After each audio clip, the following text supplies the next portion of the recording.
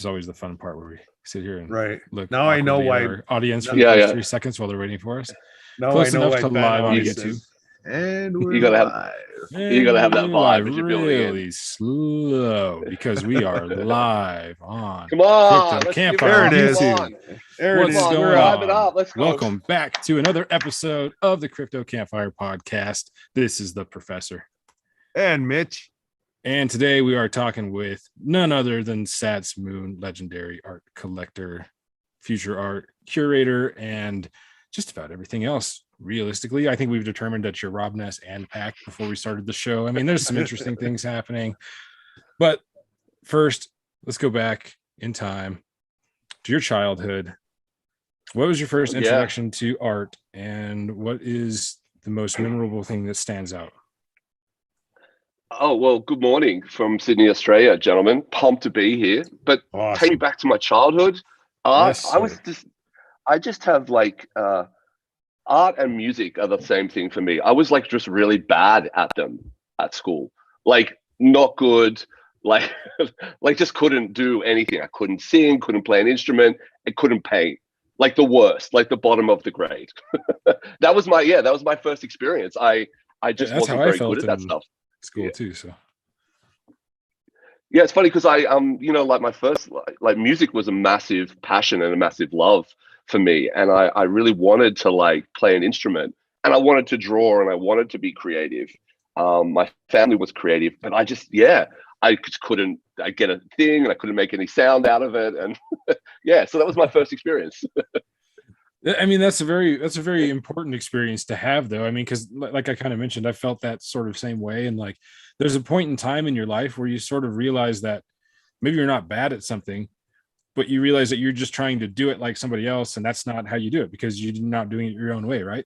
That's the beautiful thing about art that I've discovered is you're never really bad at anything. You're just not doing it your way, which isn't always necessarily a good thing, but in the art world, oftentimes that leads to what you really discover is a unique style, right? So Yeah, I think like art, like music, like I wasn't very good at it, but like just had this incredible like a love affair with it from very early on, wanting to be close to it and be involved in it. And for a lot of my like school years and into like early college, it was always like trying to carve out like how I could be creative. And for someone who isn't naturally an artist or not naturally a musician. So yeah, that was very much like a lot of my like early journey was to try and place myself next to creative people. And I think pretty early on, that's sort of how I carved out my early career was working in music and working on like from a management side and from like filmmaking side. So yeah, just trying to find things that I could do with creative people. And I think that's one of the big things in life is surrounding yourself with those that inspire you, with those that, give you that drive to succeed. Everything is about your surroundings. And when you surround yourself with that, it helps you grow in your end on you for yourself, but with, someone to look up to and people to take pieces of information from. And I think that's important. Absolutely. Right on. yeah, I mean, seriously, think about like the crypto world and the NFT world, both together and separately, but like crypto without crypto Twitter, right? Or NFTs without NFT Twitter. I mean, what is this life? That's not the same. You got to have that like crowd of people around you. And you end up in your own little echo chamber for a while, and it's sometimes hard to get out of that. But at the same time, you just keep building and fueling creativity inside of this little fire bubble, and it's kind of an amazing thing that happens. Yeah, it's an interesting point about crypto Twitter and like in our job or in this role we have at Future Art at the moment. We're constantly speaking to new artists and especially artists who are coming from traditional areas and new artists coming up, and it's always very much like they want to know how to get in, how to do this NFT thing. And we always come back to that point. It's like you've got to immerse yourself in the community. And you have to get a Twitter. Like you don't have to be like a Twitter personality, but you should at least like follow and be aware of what's happening and contribute where you can. And a lot of people sort of shrug their shoulders and it sort of goes over their head how important that is to get involved and be a part of that community. Yeah, and there's so many aspects of the rabbit hole too that you discover through community, right? Like you start talking with somebody about one thing and you've discovered an entire thing you didn't even know existed within 30 seconds, and off you go. And then you've got another 12 weeks of your life sucked down the next NFT platform. But I think that the weirdest thing that I've been like wrestling with at the moment is like a lot of people, like I guess we spend an insane amount of time on Twitter. I know I do. I consume a lot. I'm currently here in lockdown in Sydney. We've been locked down here for like another 50 fucking 5 days. So I'm on Twitter like, you know, a lot. And I never ceases to amaze me how much stuff I miss, how much stuff that goes over my head, how many, you know, stuff I don't see and I don't get, and projects that I just sail past. It's yeah. So you think you're seeing a lot, but you really. Yeah, I've got a list on paper of like all the things that somebody has mentioned. And I'm like, oh, I got to go check out this platform, or oh, somebody gave me, you know, 2 of these tokens to mint on this platform, or oh, this looks like a cool artist that I've got to go check. And like, you can get to most of them, but there's like that 30% of things that you want to look at and get to that you just there's no way. There's not enough hours. If you spent 24 hours a day doing this, you'd never hit all of it. True. That's cool. But I mean, that's the fun thing about this space, though. There's so many aspects of it that you can get sucked into that, you know, it's so much fun. All right. It's almost like a Grand Canyon. I mean, yes. you talk about rabbit holes. These ain't no rabbit holes, man. This is a Grand Canyon. Yeah. This is some deep ass shit that we fall down. Holes. Right. I mean, you don't just walk down a hill, right? You drop off a fucking cliff. Yeah. That is a fact. I've gone off the cliff. Oh, yeah. Fully committed at this point in time. Hey, I still got a hold of the tagline, but I'm like, come on, back up, get back up here. Edit some podcasts, release some content. At least live streams we don't have to edit. Somebody help me pull. Mitch, pick a body part. All right, pick a body part. I'm going to go with I don't know, is a belly button a part of your body? It counts. We're gonna do it. All right, belly button. So Sats, you've got to replace your belly button with any airplane part. But wait, before you answer that, is it an innie or an outie? Man, that's easy. I'm just replacing my belly button with a tray table. You know what I mean? Like just a straight up. Hey, there we go. That's fucking brilliant. That never would have occurred to me. I'm over here like propeller. That's all I can think. Propeller. He says tray table. I'm already thinking trough. Trough. Yeah. Well, Mitch, if you go back to like one of the very, very early days of replacing body parts question, you did request to replace nipples with like a whiskey dispenser or something. Yeah. So yes. You could have like a little mini cocktail bar from your belly button, and right. Yeah. Squeeze out some vodka and some cranberry juice onto the tray into a glass. I mean, come on. Exactly. We got all the fun right here. That's awesome. Oh, Christ. Oh, good times. All right. So, Sats, let's talk about future art a little bit. How did that come to be, and how did you get involved with it? Yeah, I mean, future art, it was born out of, I guess, like, I started, you know, collecting feverishly, like at the beginning of 2020. I just really sort of lost my mind on digital art. And the story of how I sort of found that, I've sort of spoken about it before, but I used to collect a lot of art as I was sort of in my early career, in my 20s and 30s, collected a lot of like street art. So a lot of like Banksy stuff. I was living in London at the time. I was collecting Invader, Banksy, Obey. And, you know, I got really lucky. I was buying a lot of stuff straight from Pictures on Wall, which was a website in London, which was doing these limited edition prints. And, you know, I built up quite a collection. And then over the next sort of decade or so, as Banksy star rose and Obey and Invader and street art had this like incredible moment, I was just sort of like flipping and selling and buying and trading and meeting all these people in this like street art community scene that was based around these limited edition prints. And then towards 2019, I was living in LA. I collected over the years probably 300 pieces, and I'd been in LA for 6 years. I'd stored all my stuff in Sydney, and there was this incredible fire in Sydney, and it destroyed like my art collection, and it was a big storage facility, and so a lot of people lost, you know, like everything they had there. And that was like a real turning point for me, because this art collection was really part of who I was, and I really like, it meant a lot to me. I was really invested in these artists and stuff, and I was really disillusioned after losing that. And it was probably about 6 months after that that I really found crypto art. I'd been in crypto really like hardcore since probably early 2017, and I was aware of it, but it just sort of really clicked after this fire, after I'd lost all this stuff that I felt was irreplaceable. And once that penny dropped, I was like, oh, okay, great. Now I can collect art. I can buy and sell art and trade art, and I'm never going to have to worry about a fire again.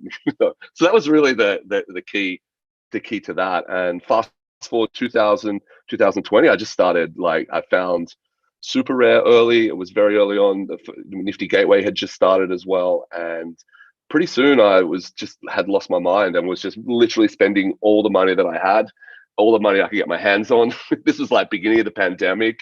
I was like out of work, like out of a job, and just be like, okay, I can see that I feel like this is going to be a thing. And pretty soon I had 300-400 pieces, and I was really proud of them, and I wanted to show people them. And I came back to Sydney, Australia. I linked up with one of my best mates, Dave Good, a guy I'd worked with for a long time. And I said to him, hey, I've got all this art. I really want to show people what digital art, what NFTs are. Let's do a pop-up. Like, let's go find a venue and hire out a bar or something and do a pop-up event. And that initial idea really snowballed into a much larger idea that we would get together and do like a 3-day crypto art event. And I was in lockdown, I was in hotel quarantine for a couple of weeks in very early mid 2020.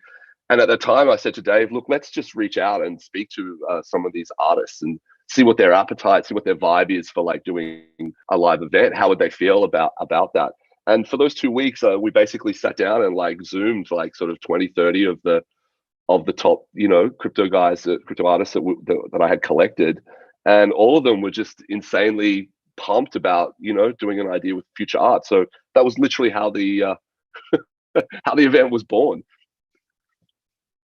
That's awesome. amazing. I love stories like that. It's the way they all just come together out of just the love for art and community, kind of pulling it all into one thing. So, and it's funny.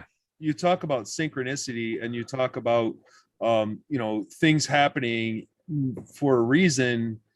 And the other thing I like to talk about is finding the positive out of the negatives, right? And I think one of the positives that came out of, God, it's a reach, but one of the positives that came out of this whole COVID thing was giving all you guys that are knee deep into the computer and into art design, digital stuff, developers, stuff like that. It gave you ample time to focus solely on doing what you're doing. And so that helped your growth exponentially as far as moving into what it is that you're doing.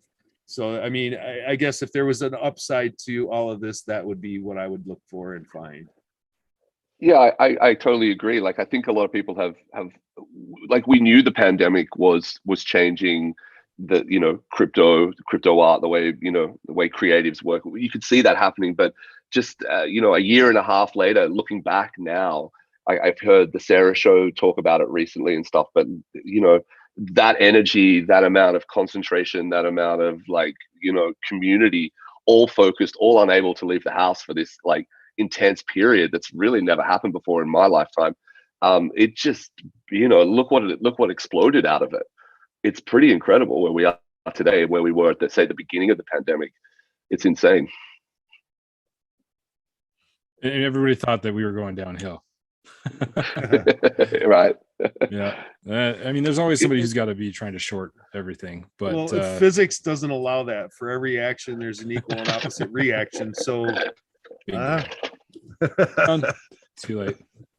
Right. It's only up from here. I mean, that's the thing. Like, we're not, I mean, NFTs, we look at it from the art perspective, but that's just a really small subset of this technology that's been, I mean, it's not new. It's not brand new. It's been around for quite a while. Blockchain was around before Bitcoin was a thing. I mean, we finally found use cases for a newer iteration of this technology that are fucking mind-blowing and are revolutionizing everything that we've seen. And every industry, there is a part of it that can benefit from either NFTs or blockchain in general. I mean, there's a lot of applications that don't need a blockchain that are, especially that are already being used for blockchain that don't need to be. It could just be a SQL database. But I mean, it's a technology that's here to stay. It's not like it's one little thing that's going to crash and go away. So it's bigger than just to your point, like when we first really started to dive into crypto, I was working in music. I'd worked in music for 20 years at from a management point of view, a record label, music publishing point. And my partner in Future Art, Dave Good, and I were very interested to see how blockchain and how this technology could change the music industry. So very early on, 2017, 2018, for us anyway, we were trying to explore how does this technology, how's it going to change the way we get paid? How can it speed up, listening to a song in fucking France and then it taking 18 months to get paid in Australia? Like, that's fucked up. How do we change that? Like, blockchain will change that. And we spent probably, learning and understanding. And Dave was working a lot of like ETH dev stuff. And we both went and did courses. I went to London School of Economics and did like a blockchain thing. And we're like, okay, we're going to do music. But it was very difficult at the time to see how we could integrate blockchain technology with the legacy system of Spotify and Apple and stuff. It was very frustrating to try and see how to do that. So it was very interesting when we kicked upon like crypto art, where this was working. Like it didn't have to, it was already an ecosystem that was throwing up artists that were getting paid, and they had, incredible platforms that had already baked in royalties and stuff. And that was like way, way ahead of where we were trying to poke around and look at music.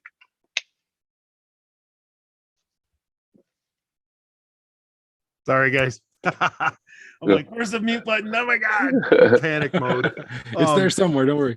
Yeah, it's really interesting to see where, everything is taking you guys, and interesting. It's going to be more interesting to see where this goes in the future. But let me ask you this question. So, you're into NFTs and stuff like that. Now, before that, you obviously were into cryptocurrency, yes? Yeah, absolutely. Yeah. And so, along that crypto journey, before really delving into the NFT space, what type of projects did you find the most value in? Well, I think like many people, my first experience with like Bitcoin was like, your mate trying to like get you onto Silk Road. You know what I mean? He's like, come on, we can send these guys money. They're going to send us back, illicit things. And I sort of dismissed Bitcoin a lot along that way up until probably late 2016 and 2017 when I took some time and it really clicked for me. And then I didn't really get Ethereum. That was the difference. My initial journey was very Bitcoin centric, and it was not maximalist, but just very like Bitcoin is the one and it's going to solve all these problems. So I was very like focused on that. And I'm probably a little bit slow on Ethereum. And I remember when CryptoKitties came out, I remember thinking to myself, oh, that's really interesting. I should try and get some CryptoKitties. And I remember I had an Apple, I was using Safari. I didn't know what a MetaMask was. I didn't understand, what that took. I was Bitcoin centric. So I was a little sort of slow on that. And it took a while for me to really understand Ethereum and just how big the Ethereum ecosystem could be. So I think, yeah, it was finally finding Ethereum and understanding. I mean, it seems obvious now, but back in like, say, early, late 2016, 2017, it probably wasn't as clear to a lot of people. So where do you see, where's your stance on it now? Let me rephrase that question. What are your views on all of those things now versus what they were in the beginning? Are you still leaning heavily more towards Bitcoin, or have you realized that the other projects have validity and they are doing good things as well? Absolutely. Well, let me just say that I've been buying a lot of rare pepes recently, and so they're on Bitcoin counterparty. But look, I'm very Ethereum focused now. I think Bitcoin is great, but I do think Ethereum is really the play. Simply because of the network that you're allowed to build on, right?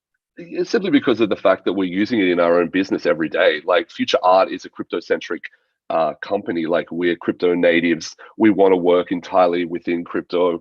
We really want to be a company that is just entirely crypto focused, so we can cut ourselves off. from the traditional finance system, the better. And so very much the basis to that ethos is Ethereum. So to answer your question, at the moment, those two really are just the epicenter of our world. Not to mention that we won't, play around with other blockchains as they come through. But I do think what Ethereum's doing right now is just crazy. What do you have any thoughts on Theta Network and what they're doing and what's supposed to be upcoming for the NFTs as well as Tezos? Yeah, I've got my eye on all those, I guess, other projects. I like what Polygon's doing or Matic's doing. I've got a lot of stuff on. I'm interested in Flow, where Flow goes. So yeah, definitely, I think there's room for all those other secondary chains or side chains or whatever you want to call them. Yeah, I think definitely it's only going to get bigger. But I think obviously, a heart and soul is still Ethereum. Awesome. I'm looking forward to where Ether's going to. So it's going to be the moon. Yeah. Sorry, everything's going to the moon.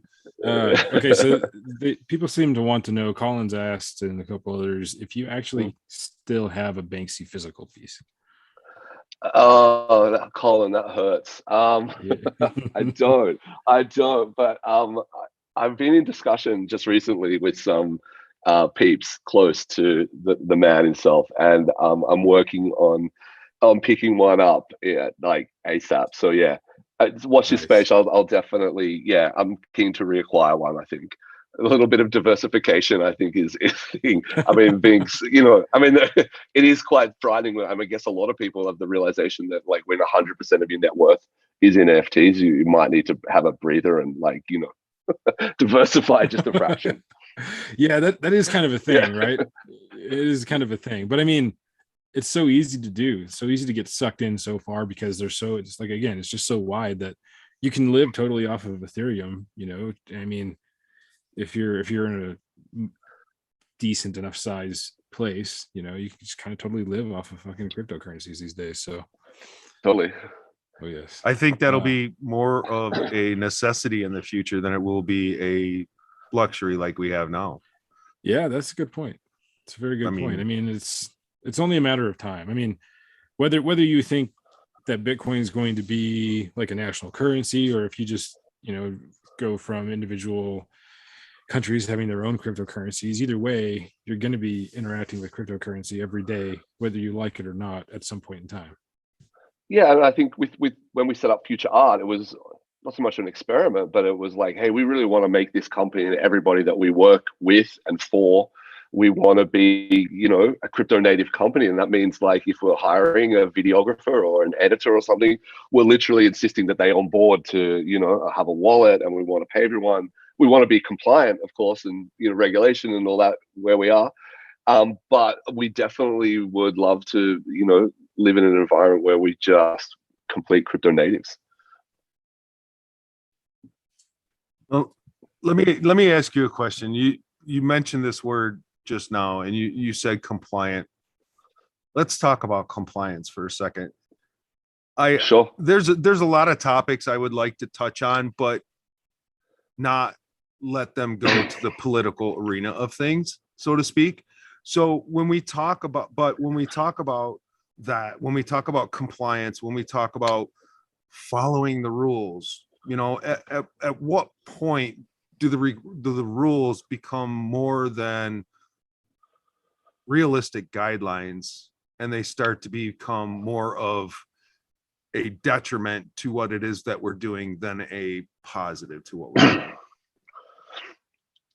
That's a big question, but I think just from our Future Art, from our Future Art perspective, is that we're trying to develop a company, a global company that can operate in a few jurisdictions. We're selling, we're selling NFTs, and we're taking revenue out of America, and we're bringing it back to Australia, and we're distributing it to our people. And it's already tricky for us, like a lot of people in crypto, to know. So we want to be compliant because we have to pay tax, and it's a little difficult when you start moving. It was okay when you were moving like $1,000, but when you're Yeah. doing sort of larger stuff, your account you get flagged, and you get things. So it's a challenge already, and yeah, I guess it's an ongoing challenge. Right. Do you see things? I'm sorry, I keep going on with this, but do you see things coming in the near future? And the professor might even have some up his sleeve as well, but things coming in the future that will help companies to kind of keep track of all that stuff and make it more simplistic to take care of the financial end of things with compliance and with the taxes and with all that stuff in the future? Yeah, I hope so. Because I don't know, we're going through that process of like we're a registered company and we're trying to set up registered company crypto accounts, and I know it's like a boring thing, but this is the actual what you need to grow a crypto company. And yeah, I mean, just on ourselves, we won't be able to do it by ourselves. We really need some really strong leaders in the space that are able to like constantly be talking to government and on our behalf, I guess. And I think you've seen that in the States already with the infrastructure bill, and how scary that is, and who's taking up the fight for these companies, because we're essentially a crypto startup. We were just getting on our feet in our first year, and yeah, we, as I said, we want to be compliant, but we want the ability to grow and have that support and get a bank account and have a crypto account linked to that. That's kind of counterproductive as far as having a bank account when when everything that we discuss is hold your own funds, be your own bank, I take control of your own wealth, and then we're like, yeah, we got to get a bank account to hold all our money. It's like, I totally agree, and that's hopefully that's a step in the direction of achieving that that complete sovereign, having that thing. That's the goal. That is the goal. Absolutely. I think that's a global goal as well. Go ahead. I was just gonna say, I love that this topic came up because I mean, we always talk about UX and experience, user interface and user experience being like one of the really key factors to the next step in mass adoption, but also what you mentioned, like just those tools of making it easier for businesses to utilize cryptocurrencies and NFTs is absolutely essential. Like we have the things that we need to build those tools. The problem is obviously, right, we're still in the infancy, so everybody is still building their own stuff so fast that, let's say, for example, you want to make a tax product, right, and you build a DApp that's supposed to calculate your taxes for your art sales or some shit. That's cool. You can plug it in to all your exchanges, and you can custom code into their APIs, and you can custom code into APIs for the NFT platforms, and you can work that all out. But by the time you've written your first half of your code, they've all changed their APIs already and upgraded them, and there's no standards, right? So it just takes time for building out those standards so everybody can kind of communicate on the same page, technologically speaking, and then those tools kind of come together naturally after those protocols start getting put in place. So it's a matter of time. But it's funny, I mean, I reference Sarah again, Sarah Zucker, who was talking on her Twitter, I think yesterday or the day before. I mean, I think Sarah is such a great thought leader in the space and incredible artist. And, here she's tweeting about like whether you should claim your, super rare tokens and what are the tax implications of that drop. And, that wasn't just a small drop for a lot of people. That was like a seriously fuck you up IRS type sort of event if you get it wrong. Yeah. It's one of those really interesting things that there's a lot of stuff yet to define, right? Like does just receiving that, is that income tax or is that something else? Do you have to look at it from a capital gains standpoint? If you don't sell it and you hold on to it, then you sell it later and you've doubled your money. You've got to pay capital gains tax on that profit. Plus, do you also have to pay income tax on the initial drop and like, et cetera? So it's not defined, right? Like no country has really clearly defined any sort of tax rules for cryptocurrency yet. They're trying. But the second half of that name is currency, for fuck's sake. Sorry. And when you use currency in the world, the only thing you pay is a tax. You don't pay. Exactly. We don't pay. It's honestly a capital new gains class, on the dollar. Let's be honest. What's that? Yeah. I said it's honestly a new asset class. Let's be honest.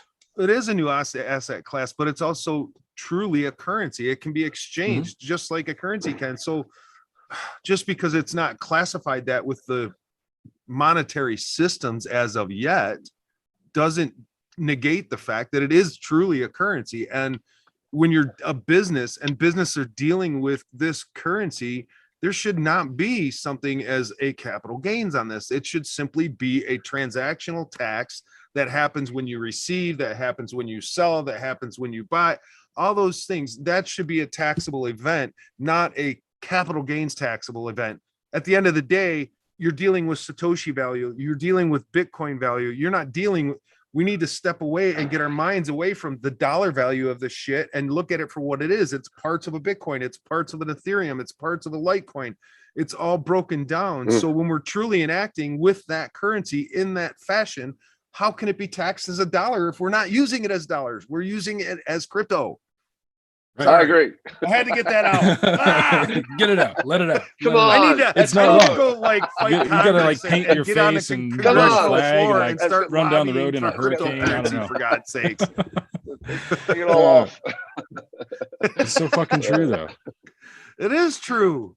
It's like the people coming into the space, the people, and a lot of this conversation, these conversations that we have that are like this, are not just for us to shoot the shit, but they're also to help educate and to help give thought and help people understand where we're at in this industry, where we're at with this whole movement of things, right? Outside of the NFT realm, outside of the, giveaways and the airdrops and all that other bullshit that just takes up time and it's fun to do and keeps it exciting, right? But when you start really looking at the passion and the deep value of what it is that we're holding versus what it is that we've been using for centuries, that's where the true passion comes from, right? That's where the true change comes from. And when people stop looking at Bitcoin as a value of $46,000 and look at it as a million Satoshis Bitcoin, and look at it as one Bitcoin exactly, or parts of that Bitcoin to pay for things.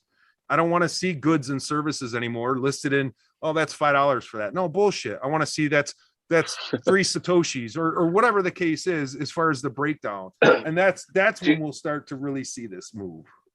Do you remember when you started to like look at art in Ethereum? Like you actually started to, understand what 0.1 Ethereum was, and when you stopped looking at the dollar and started to understand. It took me probably 2.5 years, or 2 to 2.5 years to really dissect that and really break it down in my own mind and say, and then once that switch got clicked and you start looking at the reality of how this is supposed to be used, what it's intended for, and what everybody's using it for are two different things.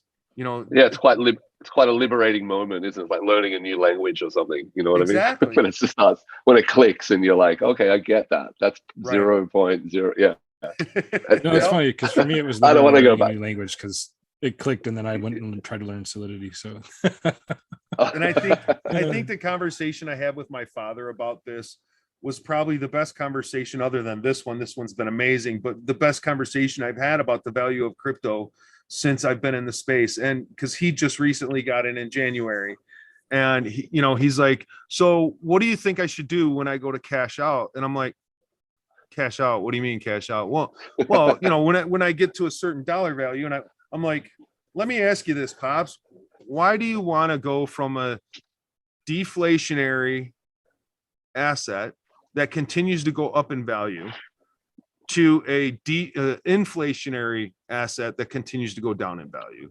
Why do you want to put your money into that? And it changed his thought process. And then when I started this conversation like we're having now about breaking things down into Satoshi values and not linking it to the dollar and not thinking about it in dollar value, think about it in how much of a Bitcoin you have or how many Litecoin you have or whatever that case is. And I'm like, so why cash out? Use it for the tool that it is. When it's time to get something of value that you need or that you desire, then number one, either find a way to purchase that with using direct crypto transaction, or then cash it out and buy what you want to buy. I think that's a great point. I think like the thing that's been like really like churning in my head over the last couple of weeks is from crypto is how exciting and how excited I am about USDC. Like I just think that like, that trajectory that and what that offers, and just how I think people really underestimate what that does for the ecosystem, and how exciting that is when people really start to unlock it more and think what they can do with USDC. I know people just dismiss it, it's just like a stable coin, but Right. I think that the fact that it exists, and the fact that it's growing, and the fact that it offers so many options, and like for your dad, if he does want to take a breather or something, he can go into USDC now confidently, not Tether. Right.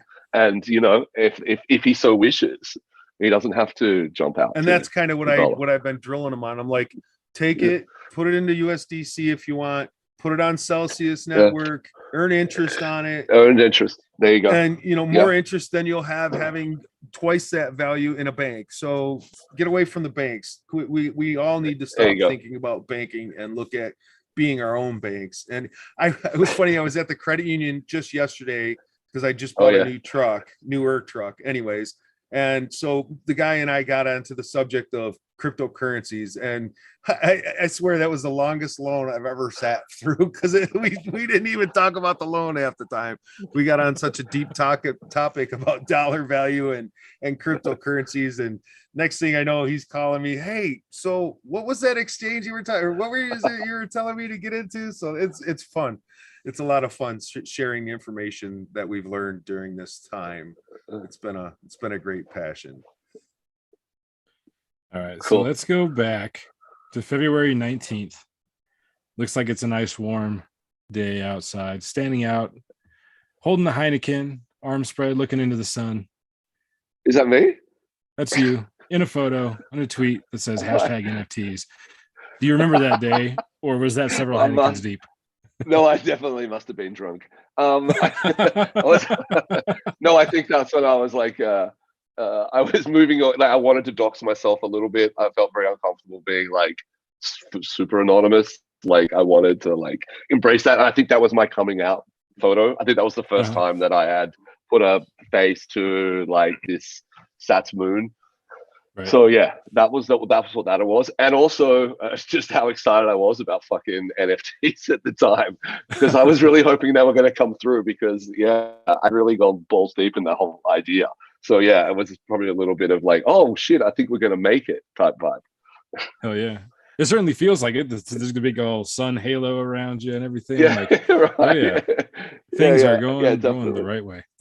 Well, things weren't going the right way for like the first like. Yeah, I mean, I just remember I remember how like desperate things felt like 9 months before, like desperate. I remember like sitting on I was sitting on my mom's floor, like without a job, without a car, like I'd just given up my lease. Bitcoin had crashed to like $3,000. I remember sitting there cross-legged, just going like, is this it? Like I'm 40, 47. Is this how it, is this where it's going?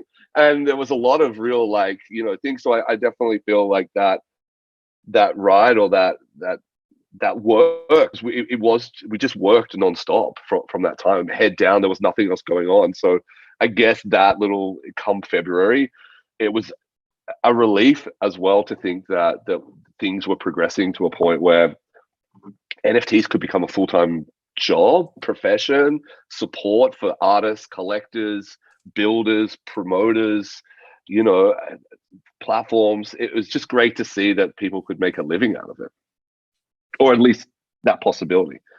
Yeah, I mean, it's changed lives. There's no doubt. It's changed countless lives. Not only NFTs, but just cryptocurrency in general, of course. And I mean, not always for the better. It's certainly changed lives for the worse too. But I mean, it's the opportunity that it presents is fucking incredible.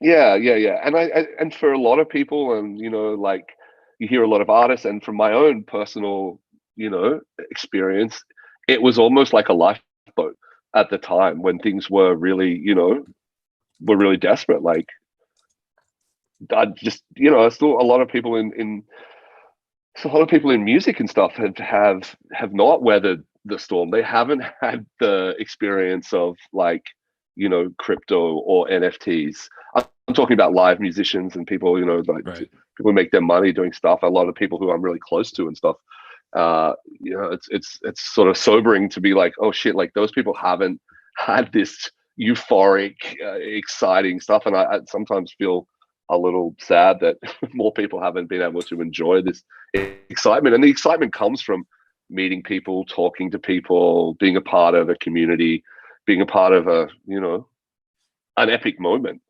Yeah. Well, and also this is kind of a stepping stone to those people's time, right? Like, I mean, we build more things from here, and the more money that gets generated from this space that goes back to the people, quote unquote, there's more money that people are going to use to support new artists and new platforms and new products and new things and new technologies that come out of all this. And so maybe music hasn't really had its thing yet, but maybe the next thing is something that really does like totally revolutionize shit for live artists, and who knows what comes up. You're right. Like I spoke with Trevor Jones recently as well. I was lucky enough to flip one of his bulls like a couple of weeks ago, and I we were chatting to him on Twitter, and it was just like you realize now that opportunity, it allows us now to build a runway with future art for the next year. You know what I mean? Like things that you can take this energy, this momentum, and then push it back into building. And I'm really excited to see what a lot of other artists and collectors are going to do with some of this alpha, some of this stuff. How are they going to deploy it? What are they going to build? It's going to be an exciting time, because I do think, there's not that many Lambos. The whole talk of like, when Lambo, when that, I don't see that a lot. I see a lot of people, taking this momentum and focusing in on building stuff. And I know that's what we're doing at Future Art, is like, this is a once in a lifetime opportunity. What can we harness here? How can we put our heads down and like build through the next year or two and see what we can do? I think one of the reasons you're seeing the less of When Lambo and When Moon and all that stuff, I think this whole space has matured very much over the last 2 years. Because I remember 3 years ago, it was, holy shit, are we in kindergarten? And then I think everybody moved up to like 5th grade last year. And then now this grade, everybody's pretty much in the juniors and seniors mode, right? So they're all like sarcastic, but still willing to listen and having a little more fun in this space rather than just being immature. So I think that's why we're seeing a lot of the less of the When Lambo stuff. It's funny you mentioned that, because this my Twitter account, Stats Moon Soon, originally was born in like 2019, pretty much as a DeFi troll account, where like it was like I would just pop in and be like, like When Moon, Sats Moon Soon, like that was the idea behind it. It was like, yeah, it was literally just a crypto Twitter DeFi troll account. Troll account. Nice. I mean, let's be real. Some of the best troll accounts are crypto Twitter trolls. So I was a frustrated creative at the time, but yeah, you can tell. It's funny. The only time I think I troll Twitter is when I troll and I look for people just spouting off negative bullshit. And I like to feed them with so much positivity and love that by the end of the conversation, they're like, what's your name again? Kind of a thing. But and that's pretty much the only real trolling I do on Twitter. I mean, unless I see something just totally absurd. Yeah. No, I agree. Like I made a decision, very with Twitter, that it would only be a positive experience for me, and just wasn't interested in pursuing any sort of negativity online like that. It's like, if I see something I don't like, you just step out of the room, Right. Yeah, exactly. So much better that way. There's that thing about being offensive, right? And it's somebody and I got in this conversation, I think yesterday, and we talked about somebody being offended. And I'm like, to be honest with you, being offended is a choice. Plain and simple. Being offended is your choice. If you choose to be offended by something somebody else says, then that's up to you, and that's your choice. But at the end of the day, we make a choice. People should not affect ultimately how we feel every day. We should control that. Yeah, and I think online empathy goes a long way, I think, as well. Like, you know what I mean? There's a lot of people out there frustrated, and this is their outlet, and right. And you don't know, right? You don't know. You don't know what somebody's day was like. You don't know what they've been through. You don't know if they just lost their best friend. So it's giving grace is always a beautiful thing. Yeah. Nice. Yeah. Well, and I mean, like, there's so many people that just, it's like they just feel like they just want to fuck your day up just for funsies, you know. And that's like, what brings their day up, whatever. And so it's so fun when you find those people just to like just spam them with hug gifts. Yeah. Just have a great day. But the thing is, like, okay, so let's be realistic though. Like, once the deeper I got into NFTs and the further away from like traditional crypto Twitter I got, and I'm you know, the more I say that, the more I question whether or not crypto Twitter just kind of evolved into NFT Twitter. But I think that might be what happened. Did, yeah. Right. Yeah. Right. So like, you're in a different realm. It's just so much more positivity and so much more desire to like build each other up. It's kind of like what we were talking about before, but like, I mean, it wasn't like that before. There wasn't, oh, I made $25,000. Let's go figure out how I can help 25 other people, right? It was, I made $25,000. Let's go pay down payment on a Lambo, right? So, and now it's, I got 20 grand, and now how many more new artists can I go support? Or like, what can I build to showcase the work that I've collected to showcase these artists, or like, et cetera, et cetera. And it just keeps him, you know, building on itself. And it's really impressive to see that. How do you think we're going to handle, you know, a crypto winter / NFT cool off? It's going to be a bloodbath, and there's going to be a lot of hurt feelings, and there's going to be a lot of anger, and it's going to be just like every other bull market or bear market that we've had to live through since the beginning of, I mean, for me, it's been 2017 is really when I really got into like the crypto Twitter side of things, when it came to Bitcoin and got into the community. And so that was like right after that was my first bear market. It's like the first 3 years of like intense, everybody hates each other. Like, it was quiet. It was so quiet on Twitter for like those 2 or 3 years. It was insane. And like every time Bitcoin got a little bit green, all of a sudden Twitter got really loud and everybody was really happy. Yeah. And then it would continue to crash further and further. And then people just kept getting angrier and angrier and sparser. And like, you could look at your Twitter analytics and the engagement rates were like fucking spot on with the Bitcoin chart. Like, I mean, it was really weird. Yeah. It was really weird. And I mean, there's a lot of that's kind of correlation.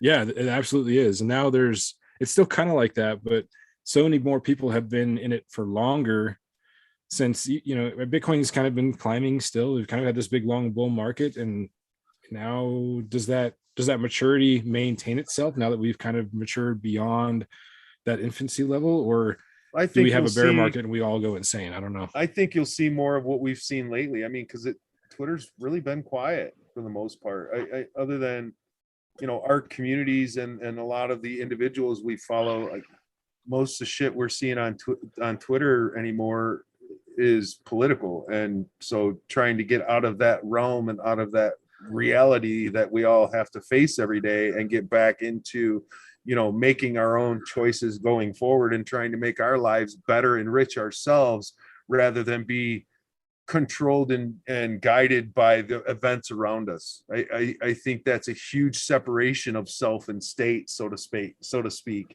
you know, and kind of separate yourself, be aware of it, learn from it, use it, whatever you want to do, but be able to still focus on building yourself for your future, because ultimately you're the one that's going to be able to control that regardless of what happens. So I think going through another bear cycle is going to be, I had a lot of fun during the last bear cycle because it doesn't, I'm not it's going to be fun for sure.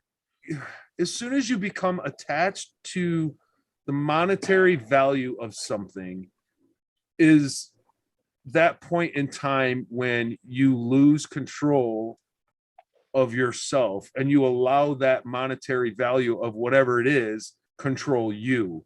And as soon as that happens, you need to step back and you need to evaluate yourself and say, I'm way too attached to this, because at the end of the day, it's only money. It's only a tool. It's only a tool to use for your future and your happiness. That's all it is. It's just magical internet money. Like, it's not even real. Magical internet money. Exactly. Holy shit. Well, I mean, think about this next bear market. You know, exactly. This next bear market is going to have so much building. You know, I mean, there's going to be all the traditional, everybody gets angry and all this shit, but there's going to be so much building happening. I mean, it happened last time too. We saw the people that were in it for the right reasons just put their head down and just go, right? You just keep going, and it doesn't matter if you're fucking broke. You just keep building and you work yourself to where you need to be. And I think we're going to see a lot of that. A lot of people have made quite a bit of money, and a lot of people have made smart choices about what they're going to do with it. And, you know, I think there's going to be a lot of people that are positioned to really make some incredible changes and developments over the next couple of years when things start to get a little scary.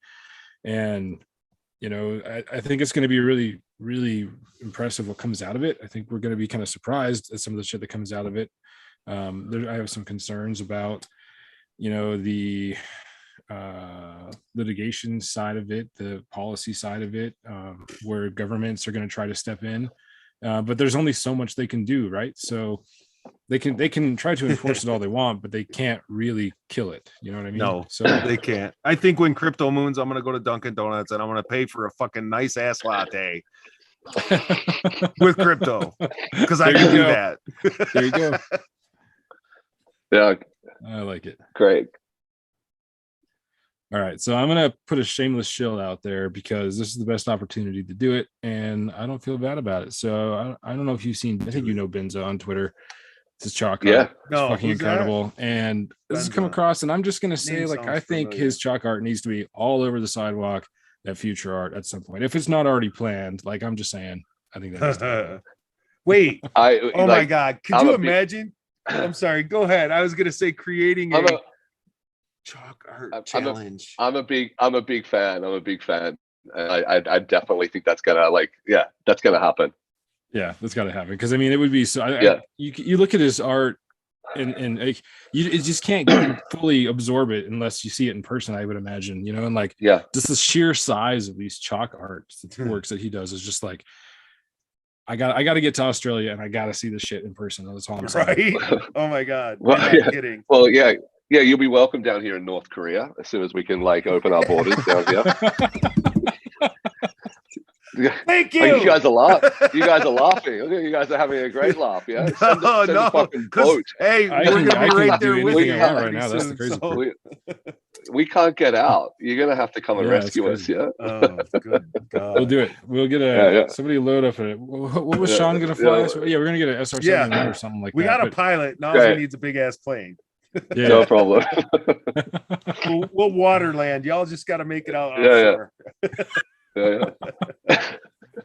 Oh shit! No, I seriously love that idea. I think if we did a chalk art challenge and Yeah. put it out there on the community and see what happens. I know his chalk art has already inspired others to do chalk art, and Mame Crypto her and her daughter were doing one. It was a peacock or it was a big butterfly, and I think I'll have to find it and I'll drop it into our Drop it in the drop chat. that we did tonight, and you know, Uh-huh. throw that on Twitter and kind of help push that along, because that was pretty cool, you know. And I know the feeling when you inspire somebody else to do something great, it feels really good. So that's kudos to Benza for his creations. The guy's amazing. Yeah, he's a great supporter as well. Like, he's sort of like a guy that I look to in the community. I mean, like it comes back to that same thing. A new artist always like, what can I do? What can I do? And you look at someone like Benza, just being a supporter, being someone who's willing to like get in and share and support other artists and stuff. It doesn't go unnoticed. Like, it's really fundamental. It's something that anyone can do. It just doesn't take much, does it? Right? No, it doesn't. No. No. And there's so much of that happening in the NFT space. It's beautiful to see it. Feels really good to watch. Yeah. Kindness is free. Kindness doesn't cost you anything to give. No. Doesn't even cost much energy, really. Actually, probably takes less to give kindness than it does to give anger and sorrow. So, oh my God. All right. So one last question. If you were able to go anywhere in the world tomorrow, but you had to be ready in 15 minutes, where would you go? And how long would you be able to stay? Oh, I think right now it would be Joshua Tree. I think either Joshua Tree or Palm Springs. It's the middle of winter here in Sydney. We're locked down. I don't want to go and stand in the desert. Look, I'm a kid from Sydney by the beach, but like Joshua Tree, big rocks, that big rock thing that you guys got going on over there.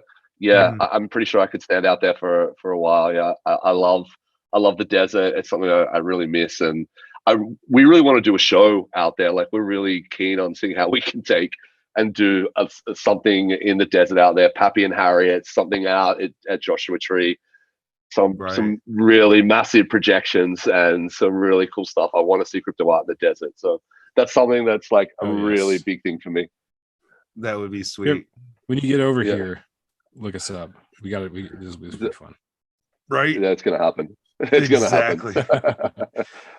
I love it. Oh my god! I love it. And I'll be doing just the opposite, because I'm going to be dragging a trash can to the top of a mountain. So, whatever. Yeah, right.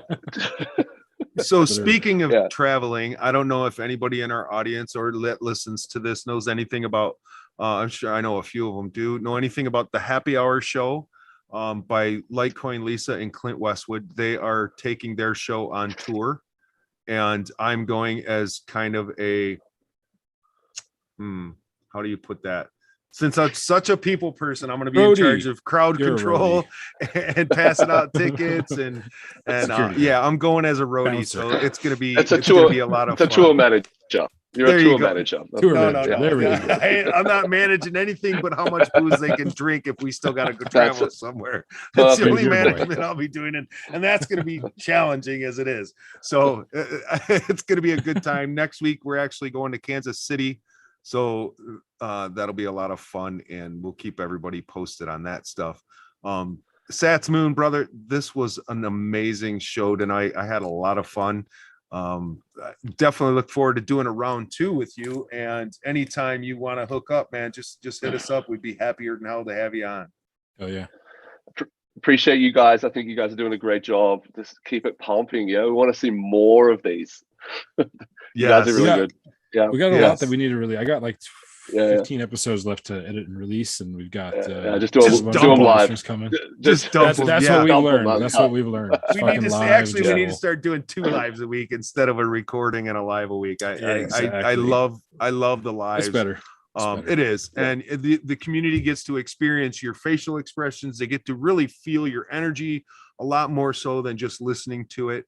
But then they can still listen to it if they want in audio versions. But it's just, there's something different about the live streams and a different vibe, a different energy. So, brother, this was a blast. And to the community, everybody that listened tonight, everybody that joined in the chat group, bless you guys for your continued support.